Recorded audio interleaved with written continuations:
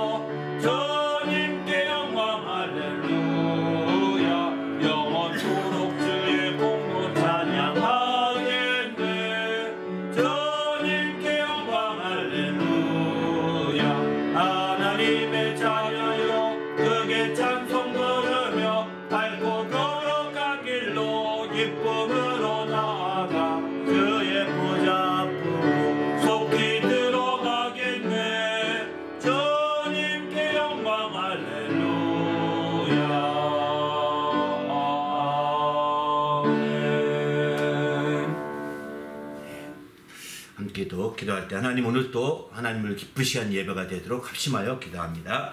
하나님 아버지여, 감사합니다. 오늘 또 하나님 앞에 예배하며 영광되는 믿음의 모든 시간이 되도록 거룩한 아버지 계시고 함께하여 주시옵소서. 진리로 충만하게 도와주시고 주님 영화롭게 하기에 조금도 부족함이 없는 모든 예배가 되도록 예배의 시정을 인도하시고 함께하여 주시옵소서. 그래서 하나님을 기쁘시게 하며 영화롭게 하기에 조금도 부족함이 없도록 모든 시간을 구별하여 주시옵소서. 우리 주님이 함께 하시거나며 예수.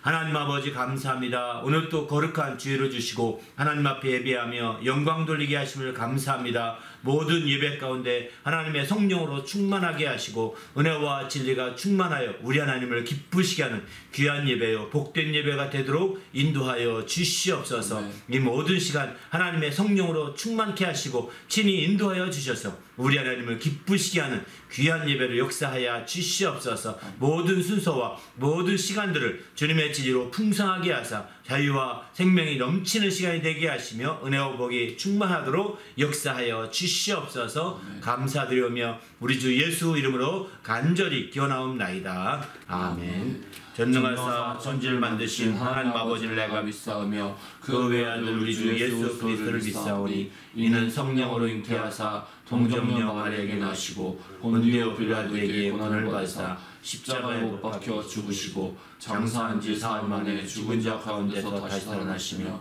하늘에 오르사 전능하신 하나님 우편에 앉아 계시다가 저희로서 산자와 죽은 자를 심판하러 오시리라. 성령을 믿사오며 거룩한 공예와 성도가 서로 교통하는 것과 죄를 사하여 주시는 것과 몸이 다시 사는 것과 영원히 사는 것을 믿사옵나이다. 하늘에 계신 우리 아버지여, 이름이 거룩히 여김을 받으시오며 나라가 임하옵시며 뜻이 하늘에서 이루어진 것 같이 땅에서도 이루어지이다. 오늘 우리에게 일용할 양식을 주시옵고 우리가 우리에게 죄 진 자를 사하여 준 것 같이 우리 죄를 사하여 주시옵고 우리를 시험에 들게 하지 마시옵고 다만 악에서 구하시옵소서. 나라와 권세와 영광이 아버지께 영원히 있사옵나이다. 아멘.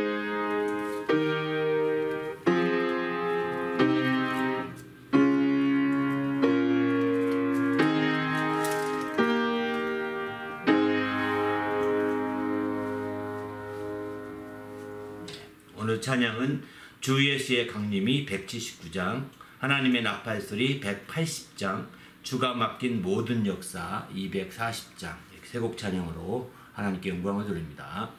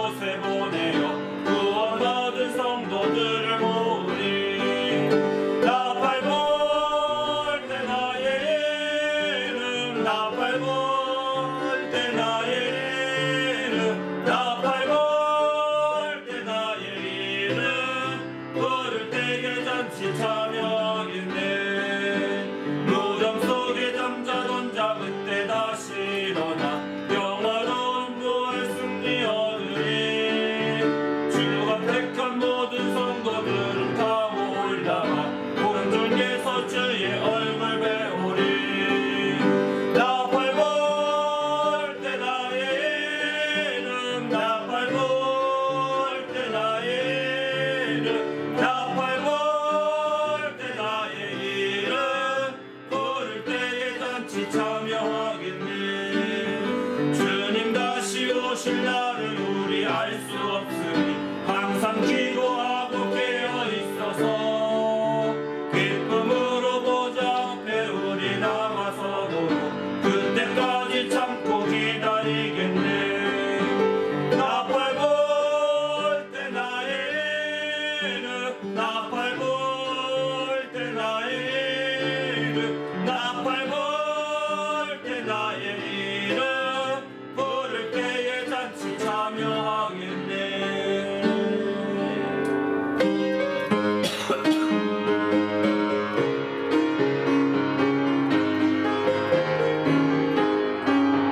주가 맡긴 모든 역사 힘을 다해 마치고 밝고 맑은 그 아침을 맞을 때 요단강을 건너가서 주의 손을 붙잡고 기쁨으로 주의 얼굴 배우리. 나의 주를 나의 주를 내가 그의 곁에 서서 배우며 나의 주를 나의 주를 손에 붙잡고 걸보아 알겠네.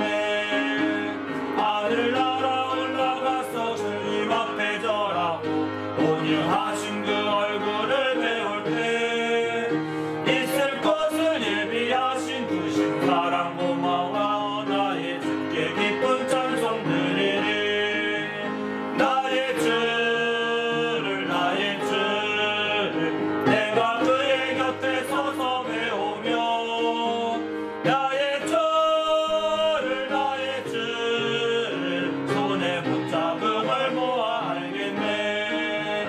이 세상을 일찍 떠난 사랑하는 성도들 나를 맞을 준비하고 있겠네. 저희들과 한 소리로 찬송 부르기 전에 사랑하는 나는 주를 배우리. 나의 주를 나의 주를 내가 그의 곁에 서서 배우며 나의 주를 나의 주를 손에 붙잡음을 보아 알겠네. 영화로운 시온 성에 들어가서 다닐 때 흰옷 입고 황금길을 다니며 금고 맞추어서 새 노래를 부를 때 세상 고생 모두 잊어버리니.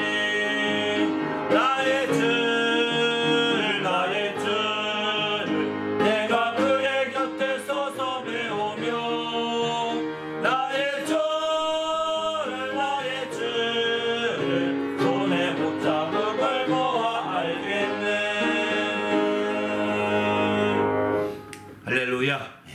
함께도 기도할 때 하나님, 오늘 또 주의 말씀을 통해서 우리 심령 새롭게 되게 하시고 그 말씀이 새 힘을 얻어 그 말씀으로 한 주간도 승리할 수 있는 기회가 되도록 주의 말씀으로 은혜 받으시도록 합심해서 간절히 기도하시고 또 봉헌기도 후에 말씀 나누도록 하겠습니다. 하나님 아버지여 감사합니다. 오늘 또 우리 하나님이 인도하시고 함께하여 주셔서 하나님의 크신 역사 이루며 주님을 기쁘시게 하기에 조금도 부족함이 없도록 인도하시고 함께하여 주시옵소서. 그래 하나님을 기쁘시게 하며 주님 영화롭게 하기에 조금도 부족함이 없도록 거룩한 아버지 함께 하시며 이끌어 주시옵소서. 우리 하나님이 친히 함께 하시는 믿음의 모든 시간이 되도록 이끌어 주시옵소서. 우리 하나님을 기쁘시게 하기에 조금도 부족함이 없도록 하나님 아버지 이끄시며 함께 하여 주셔서 하나님의 영광을 드러내기에 조금도 부족함이 없는 믿음의 모든 시간으로 구별하시고 함께하여 주시옵소서. 오늘 또 우리 주님이 함께하시고 인도하심을 감사하오며 예수님의 이름으로 간절히 기도하옵나이다. 아멘. 하나님 아버지 감사합니다. 오늘 또 귀한 시간 주셔서 하나님께 예배하며 영광 돌리게 하심을 감사합니다. 하나님 앞에 나올 때 거룩한 믿음을 드리며 예물을 드리는 주님의 모든 성도들을 축복하여 주시고 그 모든 형편과 사정을 따라 귀한 믿음과 귀한 예물을 드렸사오니 하나님 아버지여 그 모든 것들을 기억하시고 주님이 축복하실 때 사정을 따라 귀한 복과 은혜가 충만하도록 역사하여 주시옵소서. 그리하여 하나님의 놀라운 은혜와 복이 넘치는 귀한 삶을 살게 하시고 주 안에서 승리하며 형통하도록 복을 다하여 주시옵소서. 이 귀한 믿음이 사용되며 또 예물이 사용되는 곳곳마다 하나님의 크신 영광이 나타나게 하시고 주님의 크신 역사가 놀랍게 이루어질 수 있도록 역사하여 주시옵소서. 오늘 또 부족한 종을 세워주셨사오니 말씀의 지혜와 지식과 권능을 더하시고 주의 말씀으로 충만한 모든 시간이 될 수 있도록 우리 하나님이 함께 하시며 인도하여 주시옵소서. 말씀을 전하는 자나 듣는 모든 이들이 한 주님의 은혜에 참여하며 영광 돌릴 수 있도록 시간을 구별하시고 인도하여 주시옵소서. 우리 주님이 함께 하시고 인도하심을 감사하오며 우리 주 예수 이름으로 간절히 기도하옵나이다. 아멘. 네. 오늘도 하나님 앞에 또 거룩한 믿음과 예물을 드려 영광 드리는 주의 성도들에게 주님의 축복이 함께 하시기를 예수님의 이름으로 축원합니다. 아멘. 예. 하나님 말씀은 요한계시록 22장 16절부터 17절입니다. 그리고 히브리서 10장 23절부터 25절 이 중심 말씀으로 이렇게 두고 있는데 요한계시록 말씀만 한번 읽어드리고자 합니다. 요한계시록 22장 16절부터 27절입니다. 나 예수는 교회들을 위하여 내 사자를 보내어 이것들을 너희에게 증언하게 하였노라. 나는 다윗의 뿌리요 자손이니 곧 광명한 새벽별이라 하시더라. 성령과 신부가 말씀하시기를 오라 하시는도다. 듣는 자도 오라 할 것이요 목마른 자도 올 것이요 또 원하는 자는 값없이 생명수를 받으라 하시더라. 아멘. 히브리서 10장 23절 25절 말씀 읽어드릴게요. 또 약속하신 이는 믿으시니 우리가 믿는 도리의 소망을 움직이지 말고 굳게 잡아 서로 돌아봐 사랑과 선행을 격려하며 모이기를 패하는 어떤 사람들의 습관과 같이 하지 말고 오직 권하여 그날이 가까움을 볼수록 더욱 그리하자. 이렇게 두 말씀 중심으로 이제 말씀을 나누고자 합니다. 우리 그리스도인들은 오늘 제목의 말씀은 교회는 마지막도 나누어줌이란 이제 말씀인데요. 나누어줌과 이제 교회라는 주제로 9번째 나누고 있습니다. 바로 이제 교회는 마지막도 나눠준다. 여기 마지막도라는 것은 마지막까지도라고 표현해도 좋을 것 같습니다. 마지막까지도 나누어줌이라고 이렇게 표현해도 좋을 것 같습니다. 우리 그리스도인들은 하나님의 믿부심을 믿는 자들입니다. 하나님이 믿부시다. 성경에 우리가 흔히들 우리말에서 안 쓰는 표현이거든요. 믿부다 이런 표현. 기쁘다 비슷하죠. 그런데 믿부다는 표현은 이제 사실은 많이 안 쓰는 고어입니다. 옛날 말인 거죠. 근데 이 믿부다는 표현은 믿음직하다라는 현대말로 표현한다면 굳이 표현한다면 믿음직하다 이런 표현이라고 합니다. 믿을만하다, 믿음직하다 이런 표현인 거죠. 그런데 하나님을 믿을만하다, 하나님을 믿을만하다, 믿음직하다 이렇게 표현하기가 어렵잖아요. 요즘에 오늘날에 와서 믿음직하다는 표현은 대부분이 어른들이 아이들을 가리켜서 저 사람 참 믿을만해 이렇게 얘기하죠. 저 아이 참 믿을만하다, 믿음직스러워 이렇게 이제 표현하지 않습니까? 왜? 그가 그 믿음을 발휘해서 신용이 있다는 얘기죠. 그만큼. 그럴 때에 그렇게 칭찬을 하면서 쓰는 대표적인 이제 형용사라고 볼 수 있는 거죠. 그런데 이 표현이 이런 표현들을 윗분에게 사용될 때는 믿부다는 표현을 쓴다는 겁니다. 믿부다는 표현을. 그래서 하나님은 믿을만한 분이셔 이렇게 표현 안 쓰고 하나님 믿부신 분이셔 라고 이렇게 쓰는 거죠. 우리 부모님은 믿을만한 분이셔. 우리가 그냥 뭐 맞상대해서 그렇게 말할 수 있지 모르겠지만 우리 부모님은 믿부신 분이시다. 우리가 안 쓰는 표현이지만 고어를 굳이 활용한다면 그런 표현인 거죠. 우리 한글 성경에는 이런 고어 안 쓰는 고어들이 몇 가지 이렇게 나오게 됩니다. 이런 측면에서 볼 때 우리가 정말 하나님이 믿부시다는 것은 확실하게 믿음직스럽고 믿을만한 분이시라는 것을 말하고 있는 거죠. 이거는 믿음직스럽다, 믿을만하다 이런 표현에는 경험이 묻어있는 표현이거든요. 바로 자녀들이 믿을만하다, 믿음직스럽다 하는 것은 어떤 경험이 있기 때문에 하는 얘기거든요. 어떤 경험이 전제가 안 됐으면 그런 표현을 할 수가 없죠. 아무것도 밑도 끝도 없이 믿을만 합니까? 믿음직스럽습니까? 아무것도 밑도 끝도 없이 아니잖아요. 그렇듯이 하나님을 믿을만 하다는 것은 하나님에 대한 경험이 분명한 거예요. 그 믿부시다는 그래서 하나님에 대한 경험이 혹시라도 없을지라도 하나님을 믿부신 분이라는 거죠.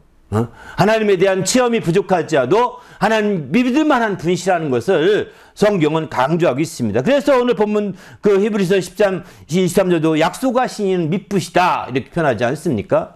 또 너희는 부르신 이가 미쁘시다 이렇게 표현합니다.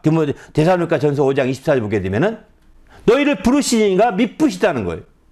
바로 약속하신 이도 미쁘시고 부르신 이도 미쁘시기 때문에 우리는 우리의 미쁨이 없을지라도 우리에겐 미쁨이 없을지라도 주는 항상 미쁘시니 자기를 부인할 수 없으리라 라고 디모데 후서 2장 13절은 그렇게 표현하고 있습니다.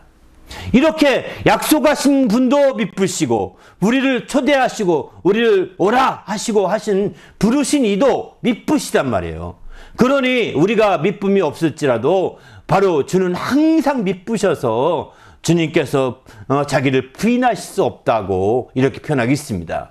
이런 미쁨에 대한 모든 말씀들은 이제 정리해서 주보 뒷면에 이렇게 적어놨습니다. 바로 주님의 그 미쁘심을 깊이 알 수 있는 대표적인 말씀들이죠. 우리는 이런 말씀들을 통해서 주님의 미쁘심을 더 확실하게 우리가 신뢰하고 그 미쁘심을 믿고 나가는 거죠. 그 약속을 믿고 그의 부르심을 믿고 또 이제 신뢰하고 나가게 되는 거죠. 그러면 이 마지막 때가 되면 될수록 이런 약속하신 우리 주님이 미쁘심을 더욱더 의지하는 것이 필요한데 왜 그러면 그렇게 필요하냐? 데살로니가 후서 3장 3절 이런 말씀합니다. 주는 미쁘사 너희를 굳건하게 하시고 악한 자에게서 지키시리라 이렇게 말합니다. 주님은 미쁘셔서 우리를 악한 자로부터 지켜주시기 때문이라는 거예요. 마지막 때가 되면 될수록 이런 악한 자들의 영적 전쟁이 더 크게 부각되거든요. 더 크게 다가올 수밖에 없거든요. 이럴 때일수록 우리는 미쁘신 우리 주님을 의지하는 거죠. 그래서 주는 미쁘시다. 정말 우리를 항상 악한 자로부터 지켜주시네. 너희를 굳건하게 하시고 지켜주신다는 거예요. 주님의 미쁘심을 신뢰하시길 바랍니다. 혹시라도 고린도서 10장 13절 보게 되면은 이제 하나님은 어떻게 미쁘셔서 어떻게까지 역사하시냐면 지키시되 우리의 감당할 시험밖에는 허락하지 않으시는데 감당치 못할 즈음에는 우리를 피할 길을 허락하신다. 이게 다 미쁘셔서 그렇게 하시는 것이다 라고 고린도 전서 10장 13절은 그렇게 표현하고 있습니다.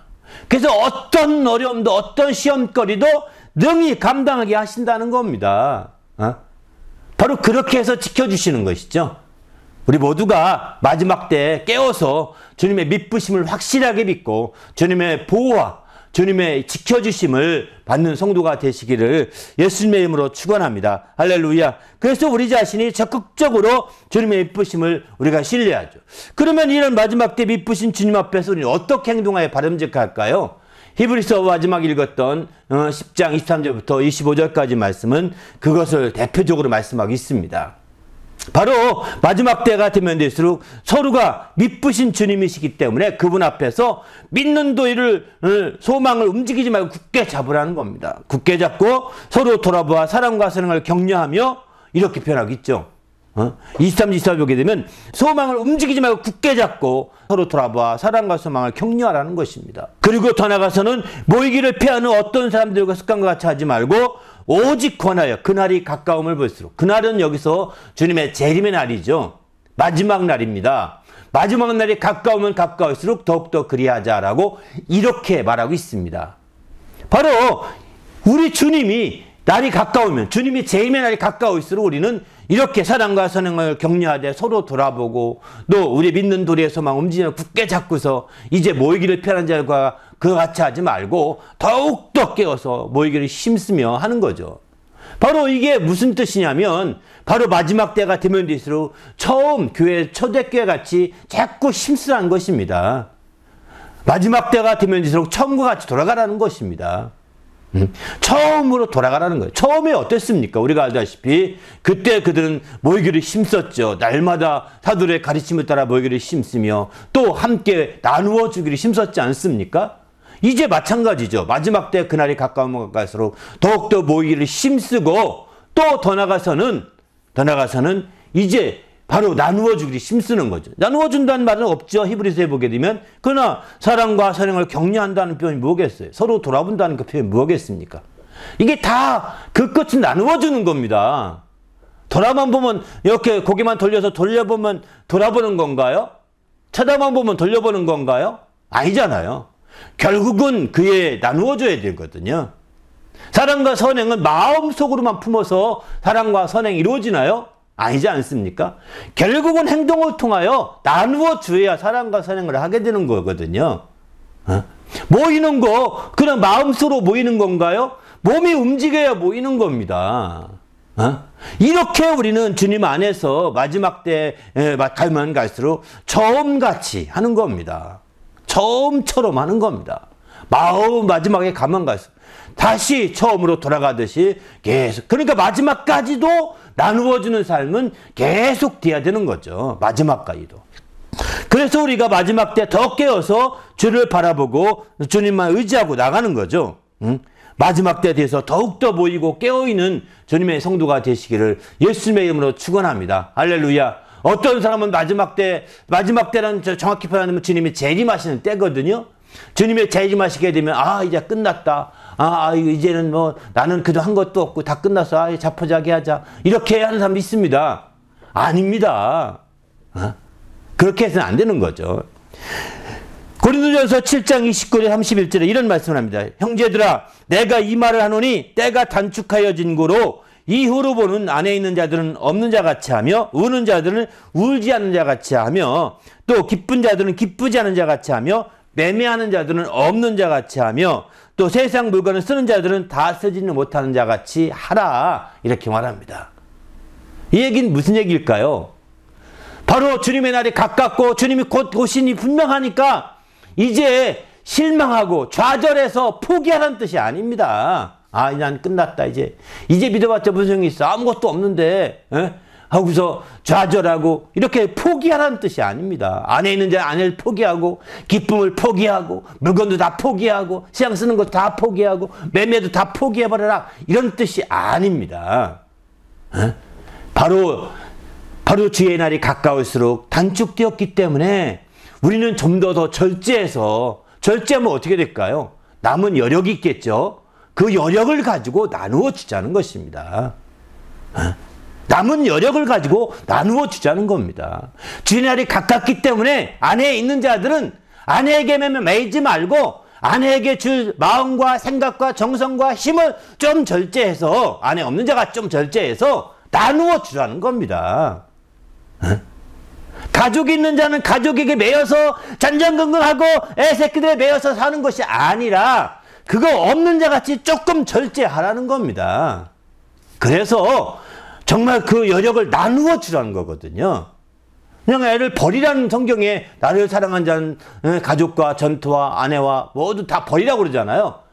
완전히 버리고 포기하라는 것은 아닙니다. 그러나 절제하고 여력을 가지고 주를 믿는 거죠. 만약에 세상 사람들이 최고로 가정에서 가정생활 잘하는 사람처럼 우리가 신앙생활 한다면, 가정생활 한다면 크리스찬들을 예수 믿기 어렵습니다. 예수 믿기 어려워요. 애를 최고로 잘 키우려고 해보십시오. 예수 잘 믿기 어렵습니다. 당신 혼자만 나누어주는 거 전혀 없이 혼자만 예수 믿어야 돼요. 자식 하나에게만 나눠줘야 되는 거죠. 아내 사랑해서 그 아내에게 최고로 애처가 되어서 잘해줘 보십시오. 예수 잘 믿기 어렵습니다. 당신은 오직 아내에게만 나누어 준 겁니다. 이것은 신앙생활의 본질이 아닙니다. 그래서 마지막 때가 단축되었기 때문에 그런 것들 그렇게 하지 말라는 건 아닙니다. 하되 조금 절제하라. 이제 절제해서, 없는 자같이 절제해서 남은 여력을 가지고 나누어 주라는 얘기거든요. 우는 자, 기쁜 자, 우는 자들은 울지 않는 자같이, 기쁜 자는 기뻐하지 않는 자같이, 우는 자도 그렇게 넉넉히 울면 안 된다는 겁니다. 지금 슬픔이 많아서 막 울어 죽겠지 모르겠지만 이제 그만 울으라는 겁니다. 그 울 힘을 가지고 나누어 주라는 거예요. 그 슬픔을 이제 그렇게 넉넉히 울 수 있는 상황이 아니라는 겁니다. 기뻐해서 오버나이트라고 하나요? 기뻐해서 차려 만져 꼴딱새 하고 이렇게 하면서 즐기지 말고 절제해서 그 여력을 가지고 나누어 주라는 겁니다. 세상은요, 기뻐하면 뭐 며칠씩 밤새고 며칠씩 놀잖아요. 퍼먹고 놀잖아요. 이거 정상적이지 않습니다. 세상 방식이거든요. 그 바로 그렇게 기뻐한 자는 기뻐하지 않은 자같이 때가 단축됐기 때문에 절제하고 그것을 가지고 나누어 주라는 거예요. 그 시간이나 여력이나 힘을 가지고 나누어 주라는 얘기예요. 세상을 매매하는 자들이 매매 없는 자, 그럼 매매하지 말라는 거죠. 그렇습니다. 매매해서 다 팔려고, 끝까지 팔려고 막 아둥바둥 하면서 다 보내지 말고 때가 단축됐기 때문에 좀 절제하라는 거. 좀 덜 팔면 어떻겠냐. 덜 판 거 나눠주면 안 되냐. 이렇게 주님 말씀하는 거죠. 사실은. 덜 팔고 남은 여력 가지고 함께 나누어 주라는 거예요. 세상 물건 쓸 때도 굳이 다 쓰려고 바둥바둥 그렇게 하지 말고, 아, 이거 조금 남았으니까 너무 아깝다고. 다 먹었는데 조금만 더, 조금만 더. 이렇게 먹는 사람 있지 않습니까?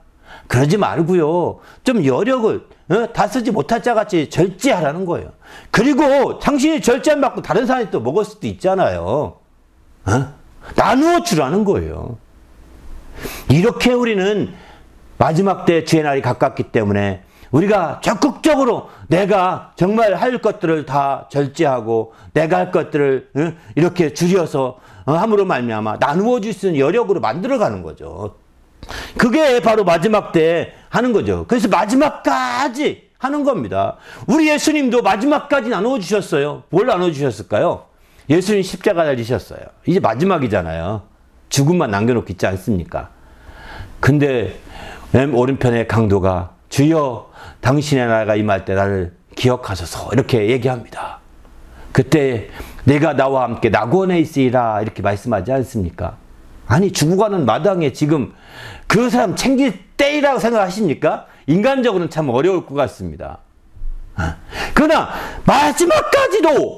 마지막까지도 그렇게 챙기시는 주님, 바로 그분이 머리십니다. 교회의 머리가 되십니다. 우리도 마찬가지죠. 우리 그분의 머리가 그러신데 그 몸도 마지막 움직인 교회도 마지막까지도 챙겨야 되지 않겠습니까? 아, 이제 주님 내일 모레 올 텐데 난 몰라 이렇게 할 수가 없단 말이에요. 포기할 수 없는 겁니다. 끝까지 조금 더 할 수 있는 조금 더 나누어주고 챙기는 거죠. 나누어준다는 게 꼭 특별한 게 있겠습니까? 챙기는 게 나눠준 거 아니겠습니까?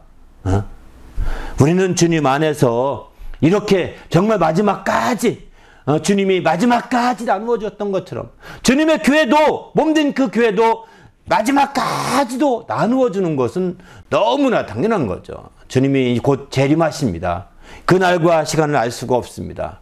그날이 가까움을 볼수록 우리는 더욱더 이렇게 나누어 주자고 이렇게 히브리서 기자는 우리에게 권고하고 있는 거죠. 그런데 여기서 마지막을 주님의 재림하신 날이 마지막이라고 얘기했어요. 맞습니다. 이 땅에서 주님의 재림하심으로 교회는 이 땅에서 마지막을 보내게 됩니다. 근데 그 주님의 재림하는 것을 재림한 후에 어떤 일이 펼쳐지냐면 이제 주님의 어린 양과의 혼인이 이루어지게 됩니다. 혼인. 이것은 요한계시록에 나오는데 이 땅에서보다는 이 땅에서 펼쳐지는 것이 아닙니다. 그러나 이 땅의 사람들이 함께 그 참여할 수 있는 그 혼인이, 그 주님의 어린 양의 혼인이 기약이 이루게 되어서 참여하게 되는데 주님의 재림의 날과 주님의 어린 양의 혼인 기약은 같다고 이렇게 보통 얘기합니다. 그러면 그때의 어린 양의 혼인 때의 신부가 누구냐? 우리가 요한계시록은 그 신부가 바로 성도들로 구성된 교회라는 것입니다. 교회가 바로 그 신부라고 이렇게 말씀하고 있습니다. 교회가.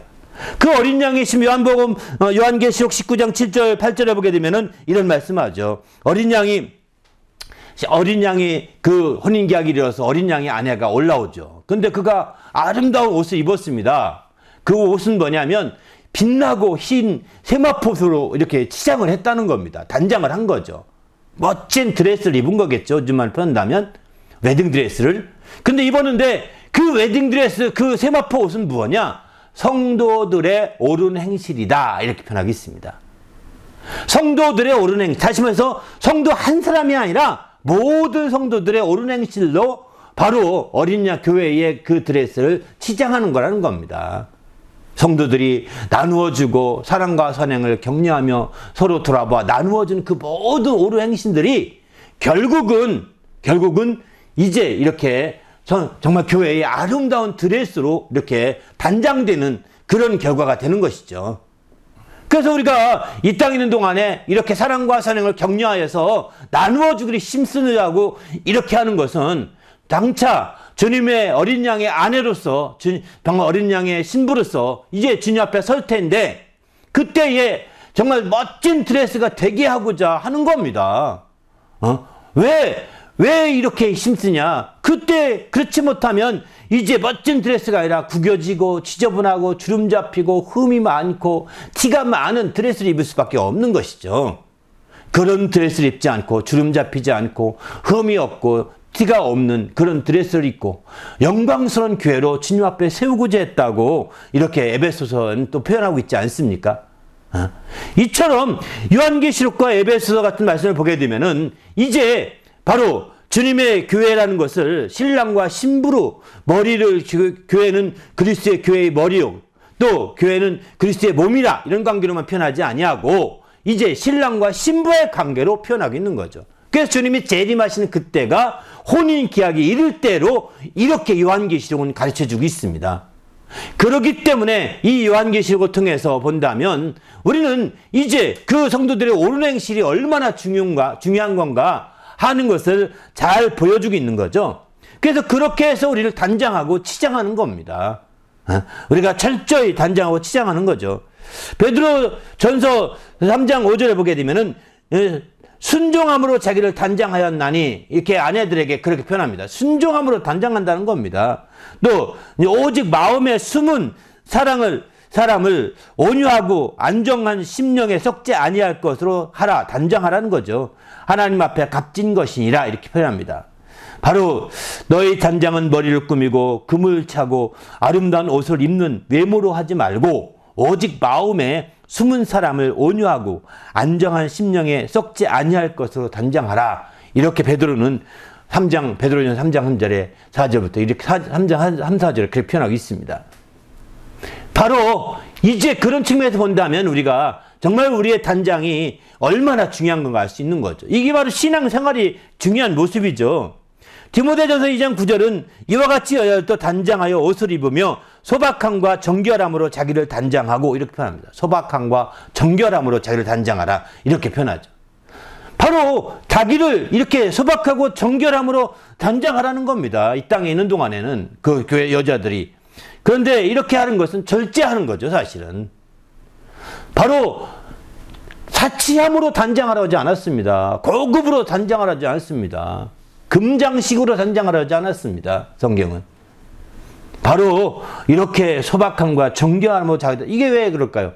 이게 그렇게 되면 남은 여력을 가지고 나누어 줄 수 있기 때문인 거거든요.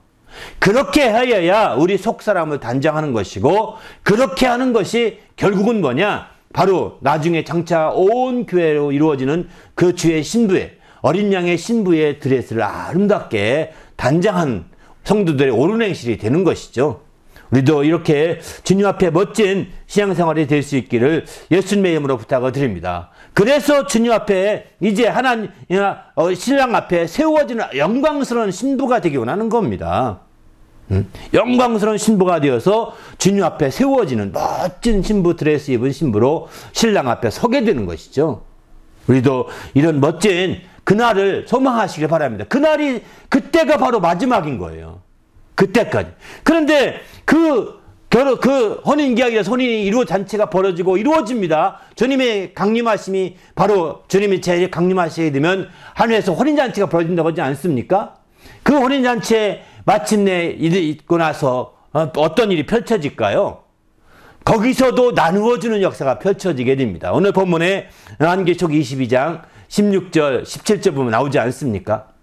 바로 나 예수는 교회를 위하여 내 사자를 보내어 이것들을 너희에게 증언하게 하였노라. 나는 다윗의 뿌리요 자손이니 곧 광명한 새벽별이라 하시더라. 이렇게 말씀하시면서 그리고 이어서 말씀합니다. 성령과 신부가 말씀하시기를 이렇게 말합니다. 여기는 신부가 무엇일까요? 로만 캐톨릭의 신부일까요? 아닙니다. 성령과 신부가 말씀한다. 신부는 어린 양의 아내인 신부입니다. 어린 양의 아내인 신부가 성령과 함께 말씀하시기를 오라고 우리를 초청합니다.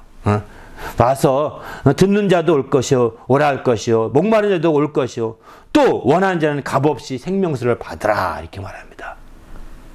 이제 혼인기약이 이르러서 혼인잔치가 벌어지게 되고 이제 그 어린 양이 아내인 신부와 성령이 우리를 오라 이렇게 하실 것입니다. 할렐루야.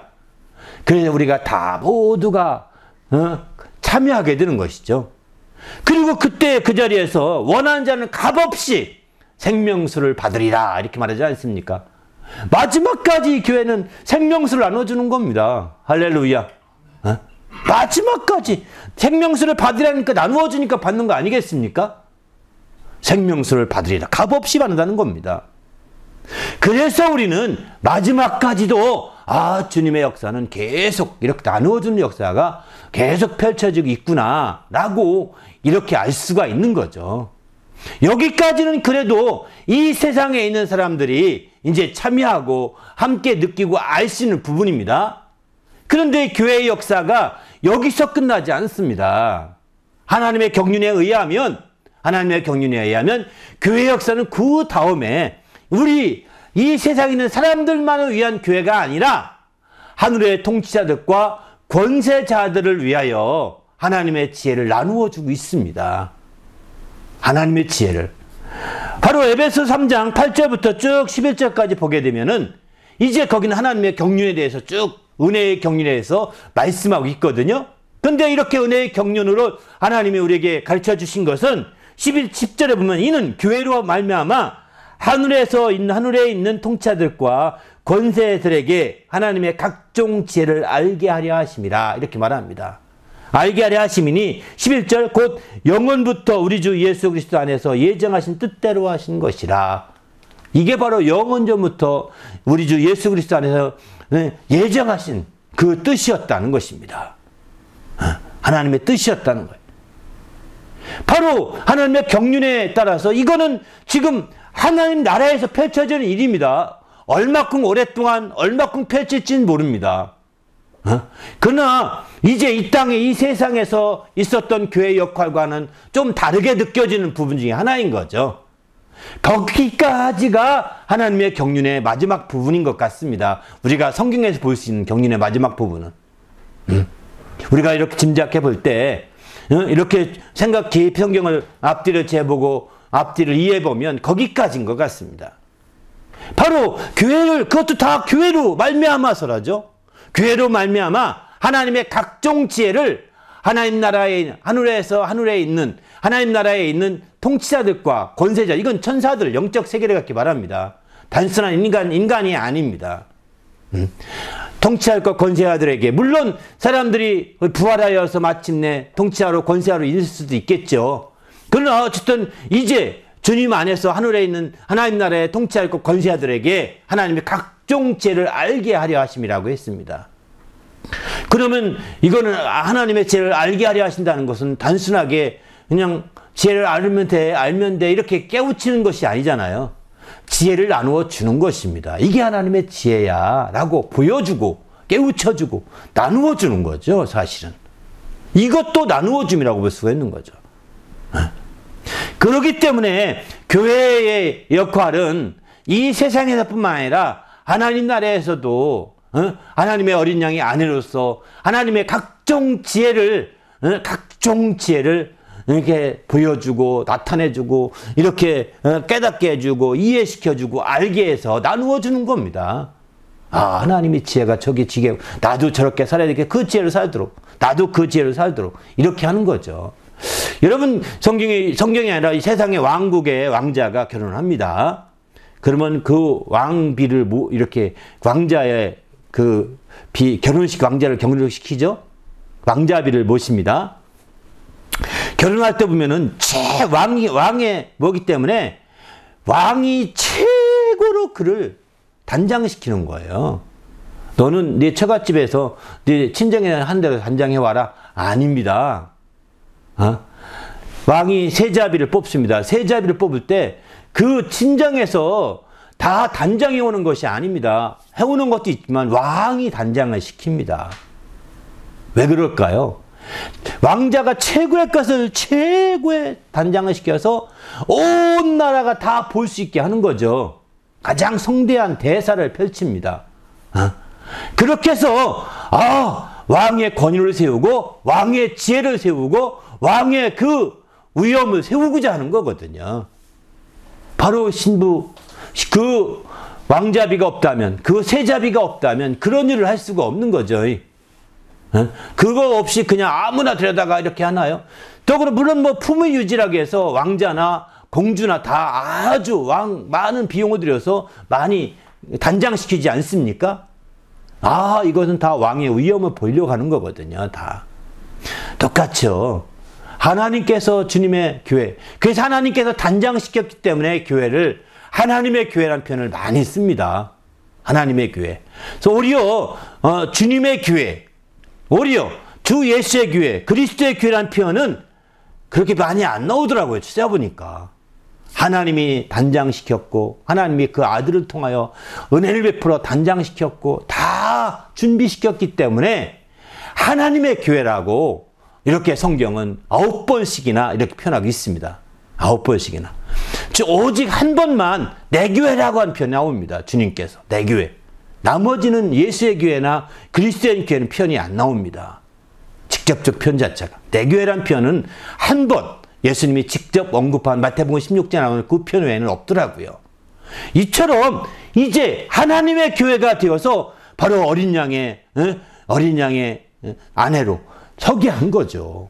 어린 양, 하나님의 아들이신 어린 양을 신랑으로 삼고 하나님의 아들로 말미암아 은혜를 베풀어서 교회를 단장시켜서 최고로 그 단장시키되 하나님의 각종 지혜로 단장시켰다는 것입니다.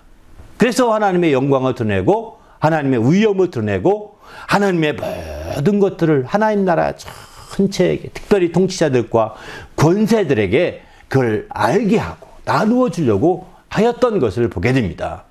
우리도 이제 마지막 때에 철저히 이제 정말 주님의 교회가 마지막까지 모든 이 세상에서 마지막까지 나누어주고 또 그 다음 세상에 그 다음 내세 하나님 나라에서도 이렇게 하나님의 지혜를 나타내서 나누어 주듯이 이제 주님 앞에서 늘 나누어 주시는 성도가 되시길 바랍니다. 한 번, 두 번이 아니라 계속해서 이렇게 나누어주고 계속해서 이렇게 함께 섬기고 돌아보고 사랑과 사랑을 격려하고 이렇게 하는 일들이 우리가 해야 될 대표적인 성도들의 이름을 오늘 성경은 가르쳐주고 있습니다.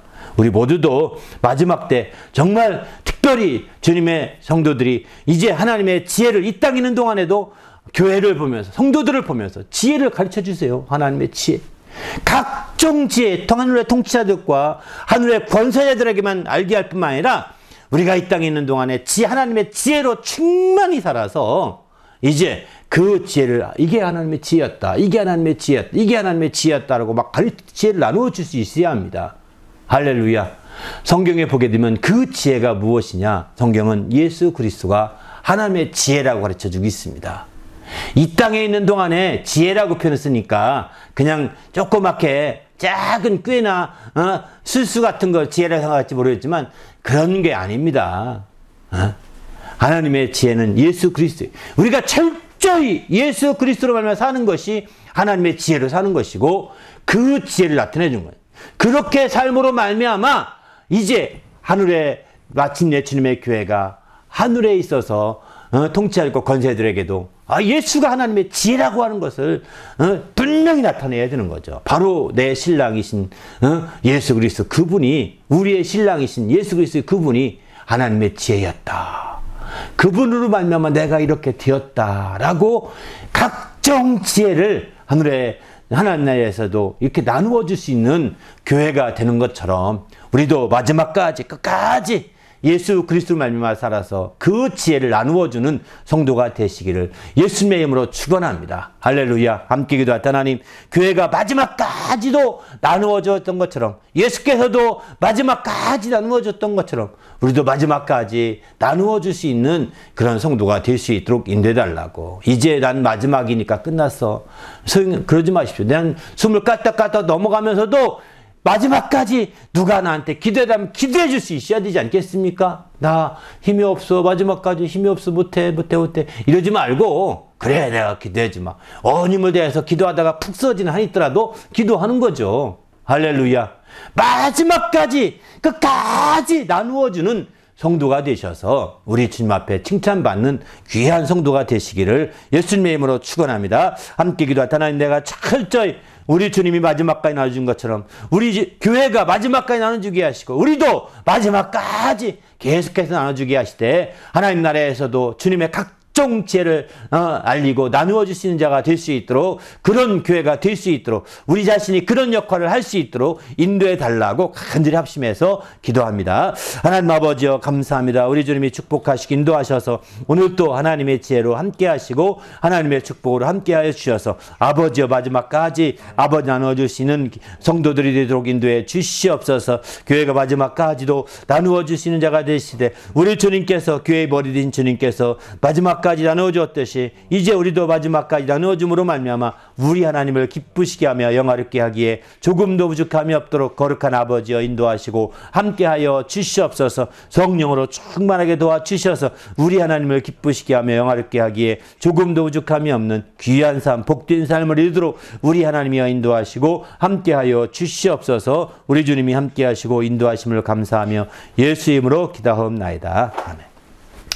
하나님 아버지 감사합니다. 오늘 또 귀한 시간 주셔서 하나님 앞에 이제 온전히 정말 마지막까지 나누어지기로 결심하게 하심을 감사합니다. 우리가 어떤 상황이 되더라도 우리가 나누어주기를 힘쓰는 자가 되게 하시되 아버지 하나님, 정말 주님께서 마지막까지 나눠주시고 또 교회도 마지막까지 나누어주시고 또 이렇게 마지막 성령과 신부가 말씀하기를 정말 원하는 자는 값없이 생명수를 받으라 하시며 나누어 주었던 것을 보게 됩니다. 아버지여, 우리도 값없이 온전히 나누어 주시는 성도들 되게 하셔서 우리 주님 앞에 잘했다 하며 칭찬받으시는 그런 자들이 될 수 있도록 축복하여 주시옵소서. 오늘 또 주의 말씀을 따라 나누어 주기로 힘쓰고 나누어 주고자 결단하고 가는 모든 분들을 기억해 주시고 주님의 축복 가운데 늘 승리하게 도와 주시옵소서. 그래야 최후에 하나님의 지혜를 나누어 주게 하시되 정말 하나님의 지혜신 예수 그리스도, 그분을 의지하는 게 우리의 지혜였음을 확실하게 증거하고 나누어 주는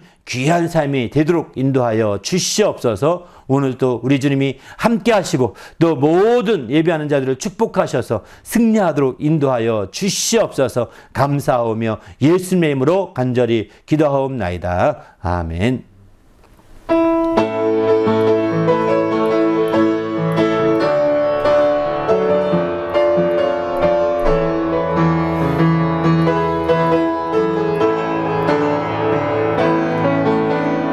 형제 자매여, 참된 행복을 찾거든 예수님을 만나보세요.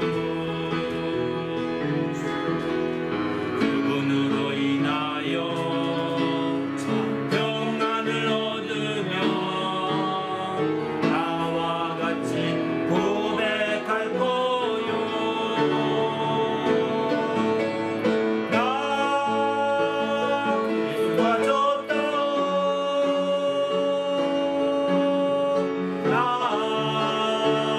예수가 줬다오. 주를 사랑한다고 되도록 고백처럼 나 예수를 사랑한다오. 무거운 짐진 자 다 내게로 오라. 내가 너를 쉬게 하리라. 이 길만이 생명의 길, 참 복된 길이라. 항상 내게 들려주셨소. 난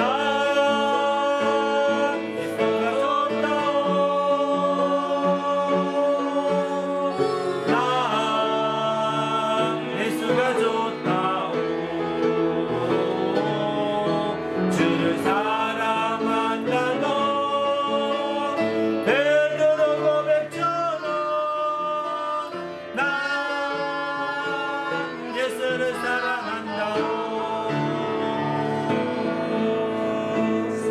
할렐루야. 네, 기도하십니다.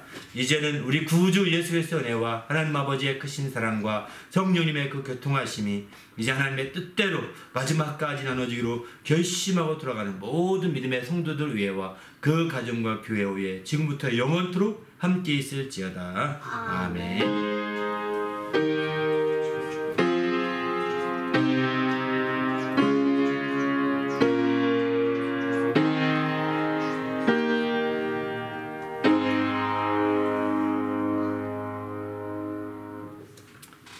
감사합니다. 영광들을 마치겠습니다.